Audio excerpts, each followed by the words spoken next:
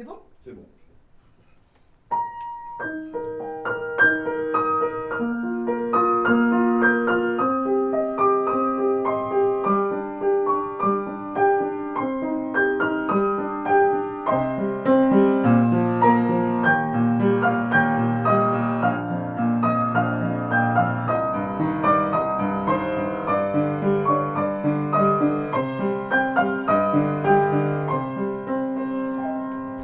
C'était une chanson russe à la base, et c'était sur le combat des mineurs, je crois. Mais ça date du début du Une chanson XXe russe, siècle. t'es sûr ? Je crois que c'était russe. il me Vas-y, semble. chante en russe, comment ça faisait ?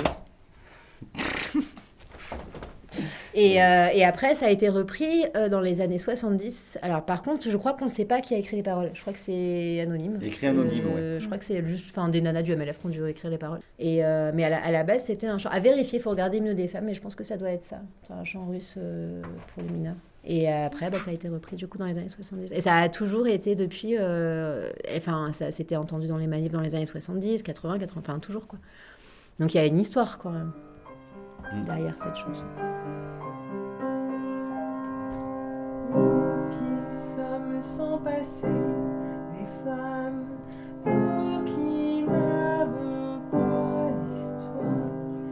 Depuis la nuit des temps, les femmes, nous sommes le continent noir. Le vent de femmes esclaves et brisons nos entrailles.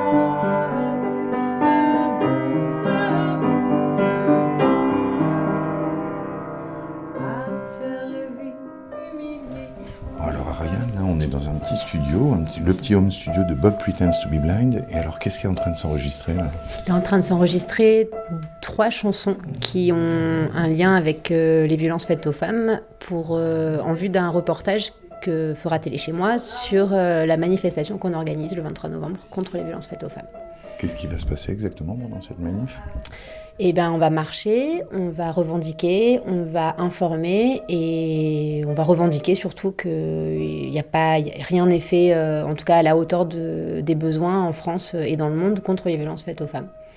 Donc là on est en train d'enregistrer une bande originale. Une bande originale, absolument. Alors qu'est-ce qu'il y a dans cette bande originale ? Alors il y a une chanson que moi j'aime beaucoup qui s'appelle Une sorcière comme les autres d'Anne Sylvestre qui selon moi est très importante parce qu'elle retrace un peu l'histoire et l'histoire du patriarcat, l'histoire des violences faites aux femmes.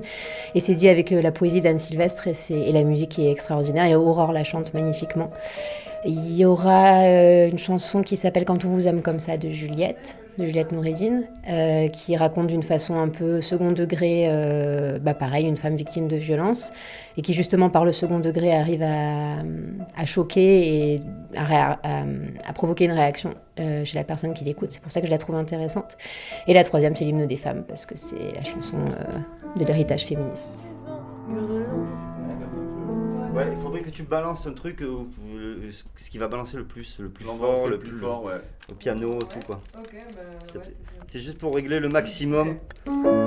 Mais à part quand je gueule, dans les gestions de la tête, quand je Ouais, fais voilà, mec. ça, Ok. Alors, ok. ça tu le fais pas dans le micro, ouais. Fais, ma mère m'a dit que l'acte d'amour... Non, je rigole. Comment t'as choisi tes chansons, toi ? Alors en fait, je me suis rendu compte qu'il y avait beaucoup de chansons qui parlaient des femmes et de la vie des femmes que j'aimais et que les gens connaissaient pas.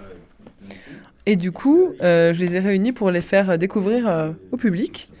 Et j'ai essayé de réunir des chansons de toute époque. Donc ça va de Anne Sylvestre ou Juliette. C'est des chansons qui peuvent dater d'il y a 40 ans, voire plus.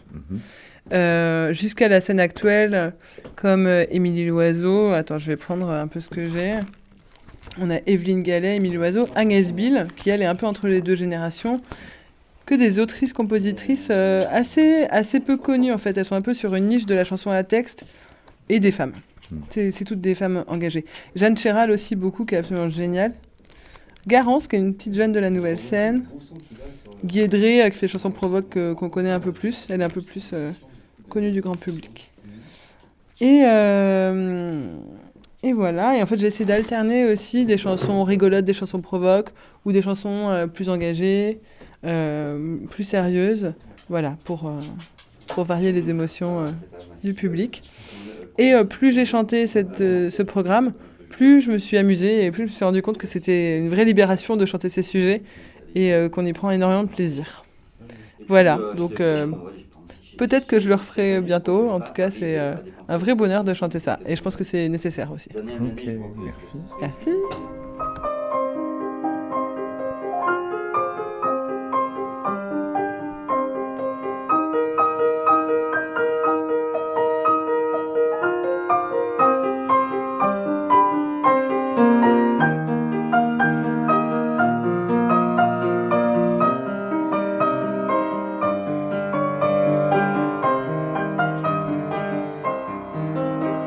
C'était Instantané, la petite photographie radiophonique proposée par Radio Chez Moi.